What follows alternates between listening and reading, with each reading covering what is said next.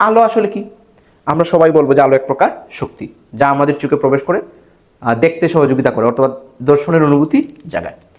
আসলে তোমরা সেটা কি জানো যে আলো আসলে আমার চোখে প্রবেশ করলেই আমি দেখবো সেটা না। আলো আমার চোখে প্রবেশ করতে হবে এবং করে আমার চোখের রেটিনায় প্রতিবিম্ব গঠন করবে, তখন আমি আসলে দেখবো।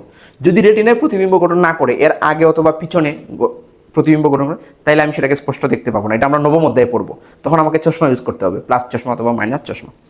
আচ্ছা, আলোর কনসেপ্টটা নিয়ে একটু তোমাদের সাথে একটু ভূমিকাটা আমাকে দিতে হচ্ছে।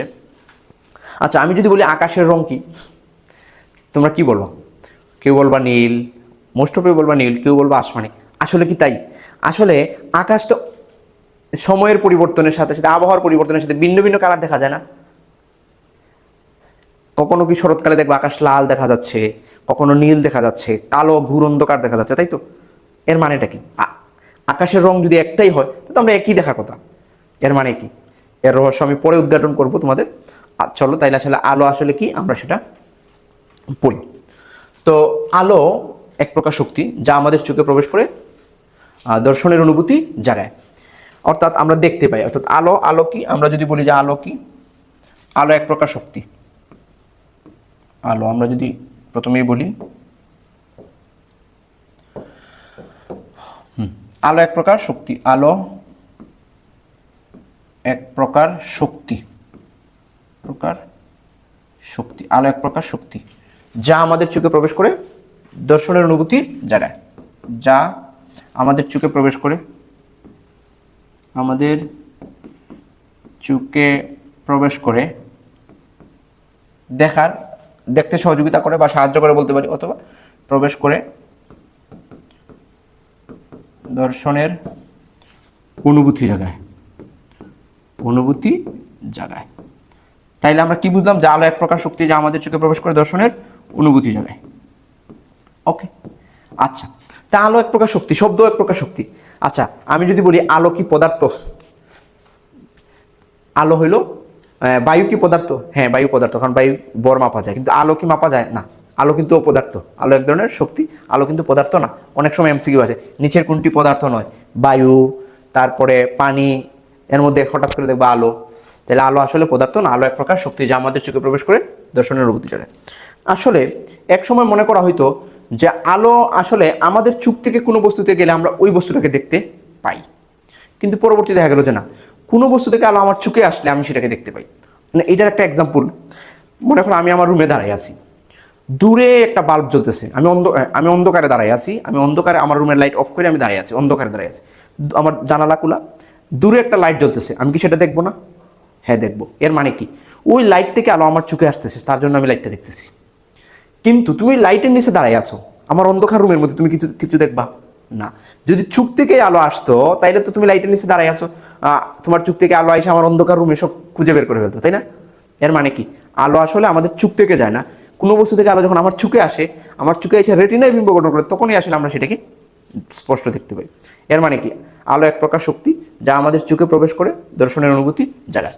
আমরা এই কনসেপ্টটা ক্লিয়ার হইলাম যে আসলে আমাদের চোখ থেকে আলো যায় না, কোনো বস্তু থেকে আলো আমাদের চোখে প্রবেশ করলে তখনই আসলে আমরা সেটা দেখতে পাই। শুধু চোখে প্রবেশ করলে হবে না, চোখের রেটিনায় বিম্ব গঠন করা লাগবে। আমাদের চোখের রেটিনা বলে একটা জায়গা আছে, যদি রেটিনার আগে অথবা পিছনে প্রতিবিম্ব গঠন করে, তখনও কিন্তু আমরা স্পষ্টভাবে দেখতে পারবো না। তখন কিন্তু আমাদেরকে চশমা ইউজ করতে হবে। আমরা এটা আলোর প্রতিসরণ চ্যাপ্টারে আলোচনা করবো, আমি ওই দিকে যাচ্ছি না। তাইলে আমরা আসলে কি বুঝলাম? যে আলো এক প্রকার শক্তি, যা আমাদের চোখে প্রবেশ করে দর্শনের অনুভূতি জাগায়। এবং আলো, আমরা এটা বুঝতে পারছি যে আসলে কোনো বস্তু থেকে আলো আসলে আমরা সেটাকে দেখি।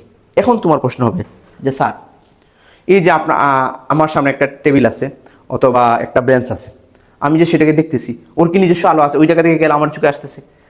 এই যে আলো থাকা এবং না থাকার উপর ভিত্তি করে পদার্থ আসলে দুই প্রকার। কি কি পদার্থ? দীপ্তিমান এবং দীপ্তিহীন বস্তু। অর্থাৎ আমি যে বললাম যে কোনো বস্তু থেকে আলো আসলেই আমরা আসলে দেখবো, তো চেয়ার টেবিলের তো নিজস্ব আলো নাই, তাহলে আমি সেটাকে দেখি কিভাবে? এই যে আলো থাকা এবং না থাকার উপর ভিত্তি করে বস্তু দুই প্রকার, একটা হলো দীপ্তিমান বস্তু আর একটা হলো দীপ্তিহীন বস্তু। দীপ্তিমান বস্তু, যে সকল বস্তুর নিজস্ব আলো আছে, অর্থাৎ যে সকল বস্তু নিচ থেকে আলো কি করে নিঃসরণ করে, তাদেরকে দীপ্তিমান বস্তু বলে। এখন দীপ্তিমান বস্তুর এক্সাম্পল কি? সূর্য, তারপরে জ্বলন্ত বাল্ব, জ্বলন্ত মোমবাতি, এগুলা কি দীপ্তিমান বস্তু। আমি সংজ্ঞাটা আবার বলি, আমার কথা শুনে তোমরা লিখতে পারবা। যে সকল বস্তু নিজস্ব আলো আছে, বা যে সকল বস্তু নিজে আলো নিঃসরণ করে, নিজে থেকে আলো কি করে নিঃসরণ করে, তাদেরকে দীপ্তিমান বস্তু বলে। এক্সাম্পল হিসেবে আমরা কি লিখব? সূর্য, তারপরে আমরা বলতে পারি জ্বলন্ত মোমবাতি, তারপরে জ্বলন্ত বাল্ব, এগুলো হলো আমার দীপ্তিমান বস্তু। ওকে, এখন আসলে দীপ্তিহীন বস্তু কাকে বলে? দীপ্তিহীন বস্তু কাকে বলে? তাহলে তার উল্টাটা, যে সকল বস্তু নিজস্ব আলো নেই অথবা যে সকল বস্তু নিজে থেকে আলো আসলে নিঃসরিত করে না বা নিঃসরণ করে না, তাদেরকে দীপ্তিহীন বস্তু বলে। আমরা নর্মালি বলবো যে চেয়ার, টেবিল। এখন তোমরা যদি আবার বলো যে ইলেকট্রিকের টেবিল, বা কিছু কিছু টেবিলে ইলেকট্রিক্যাল বাতি লাগাই দিলে এগুলো তো বাল্বের মধ্যে পড়বে, টেবিলের মধ্যে তো আর পড়বে না। অর্থাৎ কাঠের তৈরি যে জিনিসগুলো, চেয়ার, টেবিল, নর্মালি আমরা যে কলম, এখানে এই কলম আবার লাইট, জ্বলন্ত লাইটের কলম আছে, ওইটা কিন্তু না, সেটা তো আবার লাইটের মধ্যেই চলে যাচ্ছে, তাই না? তো যে দীপ্তিহীন বস্তু, তো যে সকল বস্তু নিজস্ব আলো নেই বা যারা নিজে থেকে আলো নিঃসরিত করে না, তাদেরকে দীপ্তিহীন বস্তু বলে। এক্সাম্পল কি? চেয়ার, টেবিল ইত্যাদি। তাইলে আমরা আলো কি, দীপ্তিমান বস্তু, দীপ্তিহীন বস্তু কাকে বলে সেটা আমরা বুঝতে পারছি। এখন আসো, তো স্যার আমরা দীপ্তিমান বস্তু তো দেখতে পারি, কারণ ওর কাছ থেকে আলো আমার চোখে আসতেছে, আমি সেই জন্য দেখি।